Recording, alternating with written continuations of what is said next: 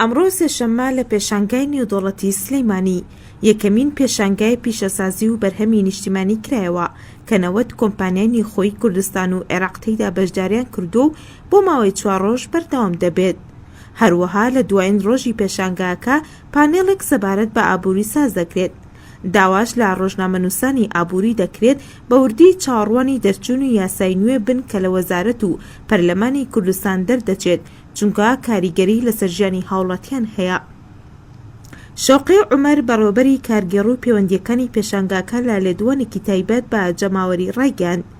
پارێزگای سلێمانی لە ڕووی سکتەری پیشەسازی و بازرگانی بژانەوەیەکی مامناوەندی بەخۆی بینیوە و لە سەدا 30 کۆمپانیای پیشەسازیەکان و کارگەکانی عێراق لە سلێمانی و بەشێکیان بەهۆی قەیرانی دارایی داخراون. بۆ ئەم مەبەستە ئەم پێشانگایە کراوەتەوە بۆ ئەوەی ئەو پێش کۆمپانیا و کارگانی کە هەن لە کوردستان و عێراقا بێن لێرە ڕاستە و خۆیان نمایشکەن، کاڵاکانیان نمایشکەن و بەرووبوومەکانیان نمایشکەن، چونکە ژمارەیەکی زۆر بەرووبووم هەیە کە تاوەکو ئێستا نەناسێنراوە. بەتایبەتی لە ناوەڕاست و خوارووی عێراق کۆمەڵێک کارگەی زۆر ماوە لە قیتاعی عامە لە کەرتی گشتیە کە سەر بە وەزارەتی سناع و معادنی عێراقیە. ئەمڕۆ دوو پێشانگا بەیەکەوە کراوەت و کە یەکیان بەس تایبەتە بۆ یەکیان تایبەتە بەمانەی ناوخۆی کوردستان و شارەکانی دەوروبەری هەرێمی کوردستان. ئاماژەی بەوەش کرد دەتوانن ناوچەکانی هەرێمی کوردستان لەق بکەنەوە و هەلی کار بڕخسێنن.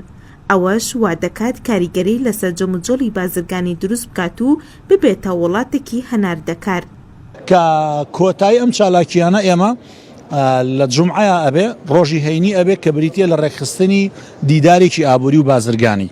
بیرۆکەی دیداروی ئابووری و بازرگانیەکەمان ساڵانەیە، واتە ئەمە ساڵی یەک جاریکەنەوە بۆ من ساڵی پارەکە تایبەت بوو بە کشتتوکاڵ و پیشەسازی خۆراک کە پلانی 4 ساڵی حکوومەتی هەرێمی کوردستان لە بواری کشتتوکاڵە لەو پانێڵەیە نمایش کرا. ئەم ساڵ لە ناو دیدارەکە کە 4 پانێڵیتایە تایبەتە لە بەکارگە لە کارکەوتووەکان لە سۆنگە و دیدگا و دنیابینی یەکەم حکوومیەکان، دووەم ئەکادیمیستەکان، سێم خاوەنکارەکانەوە لە 3 پانێڵی جیاوازە باسی ئەم دووسێتەوەرە ئەکرێ ئایا بەرووبوومی ناوخۆی هەرێمی کوردستان و عێراق توانای چێبرکێ و منافەسەی هەیە لەگەڵ بەرووبوومی بیانیا یاخود نا، ئەگەر هەیەی لە چ بوارێکە و ئاستەنگ و لەمپەرەکانی بەردەم پیشەسازی و وەبەرهێنان لە هەرێمی کوردستان ناچین و چۆن ئەتوانرێت کار بکرێت لەسەر ئەوەی ئەو لەمپەرانە هەڵبگیرن و ئایا حکوومەت چی کردووە بۆ پێشخستنی کەرتی پیشەسازی و کارگەکانی.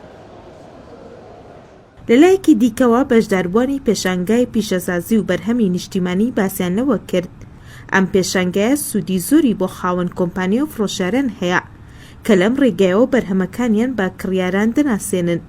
هەروەها بەشی زۆری ئەو کۆمپانیانەی کە بەشدارن هی ناوەڕاست و خوارووی عێراقن. وەکو سەبارەت بەم پێشانگایانە ئەمە سوودێک و سوودێکی زۆر زۆری هەیە، چونکە یەکێکە لە دەست پێشخەریەکانی دەوڵەت بۆ ئەوەی کەرتی تایبەتی ناوخۆ بەرەو پێش بەرێ. بەرهەمی ناوخۆ زۆر میهمە، چونکە ئێستاکانە بینین لە بازاڕدا نرخی کاڵاکان زۆر بەرز بۆتەوە لەبەر ئەوەی ئەو کاڵانەی هەمانە هەمووی کاڵای دەرەیەکی و خارجینە، لەبەرەوەی هەموو بە دۆلارە کڕێن و مامەڵی پێوەرەکرێن. بەڵام کاڵاکانی خۆمان وەکو بۆ نمونە زەیتی زەیتونی ئەمە چونکە کاڵایەکی بەرهەمێکی سەڵاس سروشتیە و هەروە بێتەوە بە پارەی خۆمان، واتە پارەی عێراقی مامەڵی پێوەرەکرێن ناوخۆوە، لە ناوخۆدا مامەڵەشی پێوە کراوە، بۆیە هیچ کاریگەریەکی لەسەر ئێمە دروست نەکردووە ئەم بەرزبوونەوەی نرخی کاڵایە و ئەمەش ئەم پێشانگایش ئیسفادەیەکی زۆر زۆری هەیە بۆ ناساندنی ئەم کاڵایانە. ئەم پێشانگایانە کۆمەڵێ سوود و ئیسفادەی هەیە، مەرج نییە خەڵک تەنها پێش هەموو شتێک هەیە لە ناو کۆمەڵگەی ئێمە وازانی پێشانگا بەس بۆ شت کڕینە، سەرەتا پێشانگا بۆ ناساندنە، خەڵکێکیت لێرە کۆمەڵێ بەرهەمی جوان و تایبەت و جیاواز ئەبینێت، مەرج نییە ئەم ڕۆبی کڕێ، گرنگەوەیە ئەوە بێ بە بەشێک لە زانیاری ئەو ئەتوانێت لە ڕۆژانی ئایندەیە لە مارکێتەکان یا لە بازاڕەکانە بەردەست بێ. زۆر سوودی هەیە پێشانگا لەبەرەوەی کاڵەکان زیاترە ناسێنی لە بازاڕە زۆر سوودی هەیە. نرخی جیاوازتری ڕۆژێت ئینشاءالله ئێمە لێرەوە ینی تەزیری وڵاتانی دراوسیەکەن ئێستا حالیان ئێمە زەیت بۆ سووریانێری.